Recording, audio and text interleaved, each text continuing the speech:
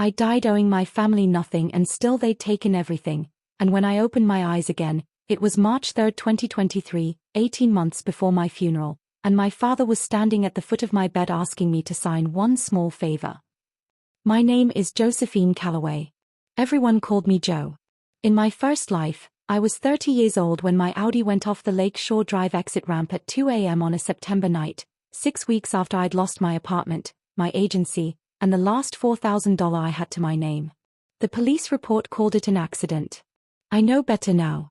I wasn't drunk enough to lose control of a car I'd driven 1,000 times. I was just tired, the kind of tired that comes from being betrayed by every person who ever told you they loved you. That's the wrong I have to tell you about first, because you won't understand what I did next until you understand what they did to me. My father, Richard Calloway, built Calloway Hospitality Group from 4 motels in Ohio into a 42-property empire worth just north of $600 million. When he was diagnosed with pancreatic cancer in the winter of 2023, the family closed ranks, or so I thought. What actually happened was that my mother, Diane, and my younger brother, Preston, saw an old, dying man's fear as an opportunity. I had a trust. My grandmother, Eleanor Calloway, left it to me directly when she died in 2019, $52 million, held separately from the company, meant to be mine at 35 or upon marriage, whichever came first. Preston had blown through his own inheritance years earlier funding a startup called Meridian Ventures that made smart mirrors nobody wanted. He needed capital. My father, terrified of dying with an unfinished family and desperate to see his son succeed, asked me to temporarily transfer trustee control to Preston, just until he stabilizes. Joe, just 6 months, you'll always be the beneficiary, I promise you. I signed it on March 3, 2023, in my father's study in Lake Forest, Illinois, with a fountain pen he'd used to sign every important document of his life. I signed it because I loved him. I signed it because Preston cried and told me he'd never ask me for anything again. I signed it because my fiancé at the time, Marcus Ward, an estate attorney at Ward & Hale who had drafted the paperwork himself, looked me in the eye and said, "I'll make sure it's airtight, baby. This protects you too." It did not protect me. Marcus buried a clause on page 14 that converted temporary trusteeship into a permanent transfer of beneficial interest after 18 months unless I formally contested it in writing before the deadline, a deadline nobody told me existed, because my own fiancé made sure the notice letter got misplaced in a firm mail room. By the time I found out, in August of 2024, my father had already died, the 18 months had already lapsed, and $52 million had already moved into a holding company Preston controlled called Meridian Capital Partners. And my best friend since Northwestern, Sabrina Cole, the maid of honor at a wedding that never happened, she'd known the whole time. She'd been sleeping with Marcus since the spring of 2024.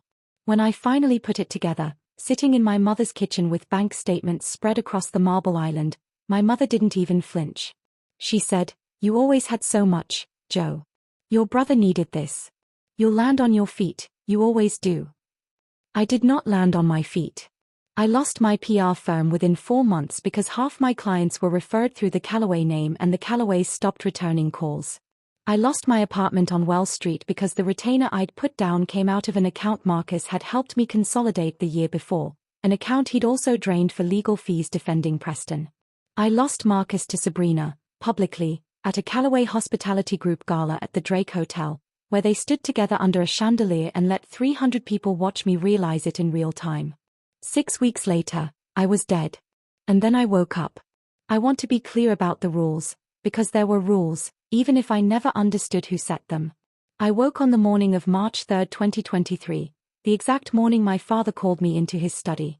Same house, same fountain pen on the desk, same weather outside, a gray Chicago sky spitting sleet against the windows. But I remembered everything. Every betrayal that hadn't happened yet. Every lie that was still 18 months away. I remembered dying. I remembered the chandelier at the Drake. I remembered my mother's face saying, "You always land on your feet," as if that sentence hadn't just detonated my entire life. I didn't scream. I didn't cry. I sat up in that bed and I felt something in my chest go very, very quiet. The way a house goes quiet after a storm has finally passed through and there's nothing left to break. I was done being the loyal daughter who signed on the dotted line for love. This time, I decided, I would sign the family away before they got the chance to sign me away. My father called me down to his study at 9 a.m., same as before. He looked the same, thinner than he should have been, a man 6 weeks into a diagnosis he hadn't told me about yet. Marcus was there too, in his grey Ward and Hale suit, holding the same leather folio with the same 14 pages inside it. "Joe," my father said, "I need to ask you something, and I need you to trust me." Last time, I'd said yes before he'd even finished the sentence. This time, I let the silence sit there until it got uncomfortable, and I watched Marcus shift his weight, and I said, "Before you ask, Dad, I already know what this is. And I want you to know I love Preston. But I'm not signing anything today." My father's face did something I'd never seen it do before. It flickered, just for a second, with something that looked almost like respect. Marcus's face did something else entirely. It went very still, the way a man's face goes still when a plan he's built his whole future on develops a crack. I didn't tell them why. I didn't tell them about the crash, or the chandelier, or the 18 months of slow bleeding that were coming for me if I let them. I just smiled, kissed my father on the cheek, and told him I loved him, and left the study before either of them could recover enough to argue. That was the last time I ever walked into that house as their fool. Here's what I did instead. Over the next 4 months, while everyone around me assumed grief and denial were making me difficult, I hired a forensic accountant named Priya Nandakamal, a sharp, quiet woman recommended by a college professor I still trusted, and I had her build a shadow ledger of every dollar that moved through Meridian Ventures going back 3 years. I hired a private investigator, Frank Delgado, a retired CPD detective who now did corporate work out of a strip mall office in Skokie, and I had him document Marcus's relationship with Sabrina, which, this time around, had already started, quietly, in texts I intercepted the old-fashioned way, by borrowing Marcus's phone at dinner to check a recipe, and screenshotting 6 months of conversation history in 90 seconds flat. And instead of fighting my father on the trust, I gave him something better than a fight. I gave him compliance. I told him I'd release my claim to the $52 million voluntarily, publicly, cleanly, with my own signature and no coercion clause anyone could later contest. I told him I wanted Preston to have the chance my father wanted him to have. What I didn't tell him was that 3 weeks earlier, I'd already moved the $9 million in liquid assets my grandmother had left me outright, separate from the disputed trust, money nobody but my grandmother's original attorney and I knew still existed, into an irrevocable trust of my own, structured by a shark of an estate attorney named Adrian Cho, whom I'd found through my grandmother's old firm. Adrian was 71 years old, had a corner office at Bennett & Cho with a view of the Chicago River, and had represented 3 generations of old Chicago money quietly and ruthlessly. He looked at my file for exactly 11 minutes before he said, "Your family is going to destroy themselves, Ms. Calloway. The only question is whether you want to be standing close enough to watch." I told him I wanted a front row seat. So I signed away the $52 million. Willingly. Cheerfully, even, in front of my father's lawyer and a notary, on June 9, 2023. Preston hugged me so hard he lifted me off the ground. My mother cried real tears, the first honest emotion I'd seen from her in years, and told me I was finally acting like family. Marcus looked at me like a man who'd just watched his own trap spring shut on nothing but air, because he'd expected a fight, and a fight would have meant scrutiny, and scrutiny was the one thing his 14-page document could not survive. I gave him no scrutiny. I gave him silence. And in the vacuum of my silence, Preston did exactly what Preston always did, he got greedy. With $52 million suddenly under his sole control and no sister watching the books, Preston didn't stabilize Meridian Ventures. He accelerated it, pouring capital into a defense tech pivot he didn't understand, wiring $6.4 million to a manufacturing partner in Reno that Priya's forensic trail eventually proved was a shell run by Preston's college roommate, siphoning cash back out through consulting invoices.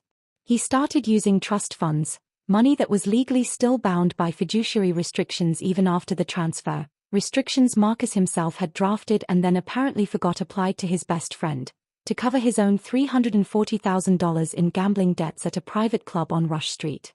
Priya found every wire. Frank Delgado photographed every meeting.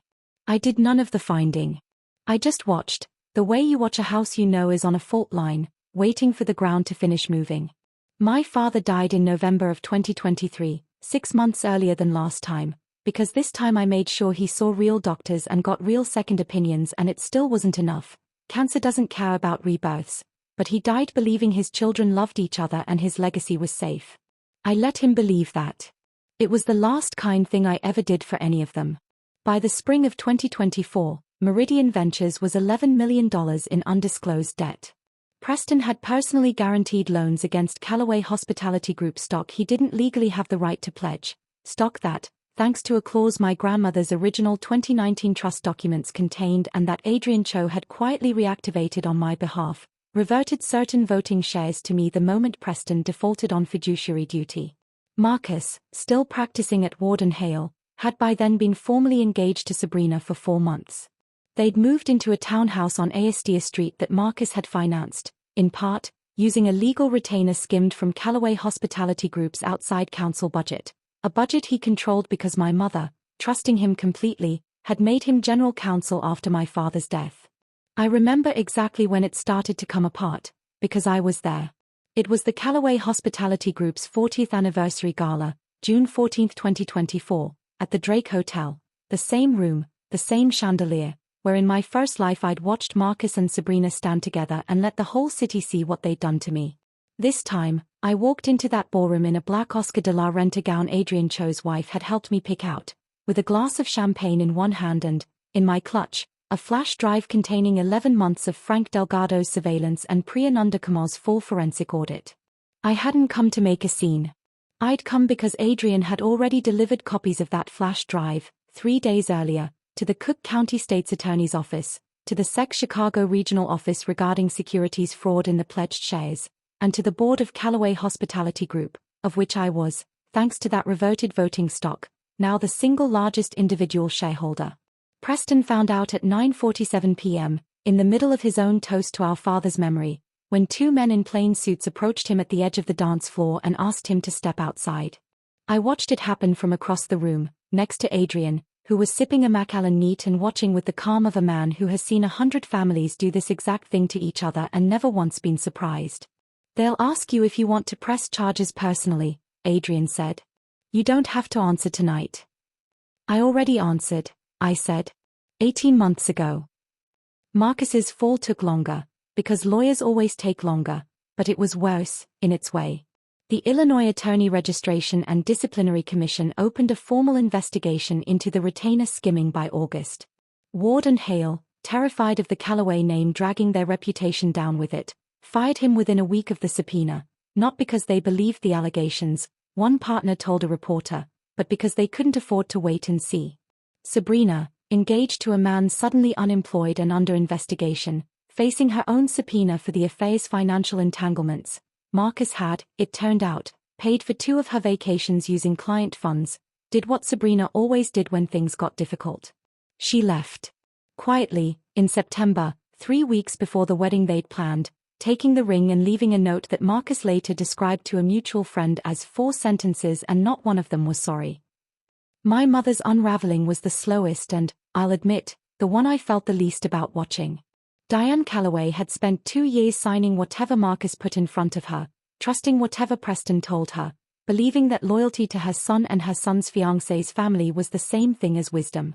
When the board, at my recommendation and with Adrian Cho sitting beside me as outside counsel, voted 7-2 in October of 2024 to remove her as chair of Callaway Hospitality Group due to gross mismanagement and undisclosed conflicts of interest, the same boardroom where, 18 months earlier in my first life, she'd sat across from me after my father's funeral and told me I'd always land on my feet.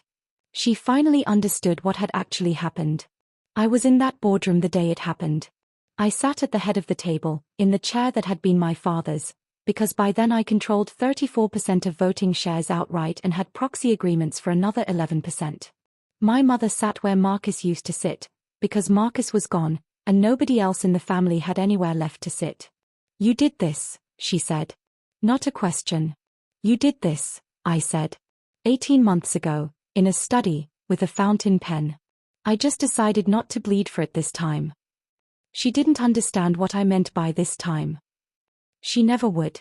That was the one piece of grace I allowed myself to withhold from her, the knowledge that I'd already died once because of her family's greed, and that this life, the one she thought she was watching collapse, was actually the one where I'd survived. Preston's sentencing hearing was in January of 2025, for wire fraud and securities violations related to the pledged shares and the shell company in Reno. I went. I sat in the third row of the Dagshan Federal Courthouse in a plain navy coat, next to Priya Nandakamal, whose testimony had taken the prosecution 4 hours to get through because there was simply that much to document. Preston got 11 years, reduced from a potential 20 because he cooperated on the shell company operator in exchange. He looked smaller in an orange jumpsuit than he'd ever looked in a Bryony suit. When the marshals led him past our row, he turned his head and looked at me, and for 1 second I saw the little brother who used to fall asleep against my shoulder on long car rides to Michigan, and then I saw the man who'd signed my $52 million into a Reno shell company to cover a gambling debt at a private club on Rush Street, and the second feeling one. "Joe," he said, voice cracking. "Please. You have to help me. You're the only one who—" "I already helped you," I said. "I let you keep every dollar you stole for exactly as long as it took you to hang yourself with it. That's more mercy than you gave me the first time." He didn't understand the first time either. Nobody in that family ever would. The final confrontation, the one I'd been waiting for without admitting to myself that I was waiting, came 6 weeks later, in February of 2025, at Warden Hale's old offices, where Marcus had been allowed to keep a small windowless room to wind down client files before his disbarment hearing. I went there myself, with Adrian Cho beside me, to formally close out my grandmother's original trust documents, the last piece of paperwork severing every legal thread that had ever connected the Callaways to Marcus Ward. He looked terrible. Good suits don't survive disbarment proceedings and broken engagements at the same rate they survive galas. His hands shook a little as he slid the final release documents across the table. "You planned this," he said. It wasn't quite an accusation. It sounded more like a man finally doing the math on a problem he'd assumed he'd already solved. "From the beginning." Page 14. "You knew." "I knew everything, Marcus," I said, and I meant it in a way he could never fully understand. "I knew before you drafted the first clause." "Joe," his voice cracked, the same crack Preston's had had in that courthouse hallway. "I loved you. Some of it was real." "I believe you," I said, and I did, in the flat, distant way you believe a fact that no longer has any power over you. That's the part that used to matter to me. It doesn't anymore. You made a choice, in a room I wasn't in, to protect my brother's fraud instead of my future. I've made my peace with that choice. I hope you make peace with yours. I signed the last document, slid it back across the table, and left without looking back, because there was nothing behind me worth the effort of a glance. I run Callaway Hospitality Group now, chair and controlling shareholder, 31 years old, 42 properties and counting, with 3 new acquisitions in the pipeline that my father never lived to see in either life. Adrian Cho sits on my board as outside counsel and, over the 18 months of building a case against my own family, became something closer to what a father should have been, steady, honest, entirely uninterested in my money except to protect it. Priya Nandakamal runs the internal audit division I built specifically so no one could ever again move a dollar through this company without 3 sets of eyes catching it. I don't know if what I feel for either of them is love, exactly, but it's something that's never once asked me to sign anything I hadn't read twice. My mother lives in a condo in Naperville now, on a fixed allowance the board approved out of what Adrian calls reasonable family generosity, and what I privately think of as more mercy than she ever offered me. We don't speak often. When we do, she still sometimes says I always land on my feet, like it's an insult instead of the truest thing she's ever said about me. I think about that fountain pen sometimes, the one my father used to sign every important document of his life, the one he handed me on March 3, 2023, in a version of that morning where I finally understood what a signature is actually worth. It's not love. It's not loyalty. It's a weapon, and weapons don't care who's holding them, only who's smart enough to use them first. I died once because I signed for people who would never have signed for me. I got reborn, and I signed nothing at all, until I signed the exact thing they thought would destroy me, and let it become the fuse that burned their whole house down instead. They took everything from me once. This time, I made sure they only ever thought they had. If this story of betrayal, rebirth, and quiet revenge kept you hooked, hit like, share it with someone who loves a plot twist, and subscribe for more Reborn drama stories.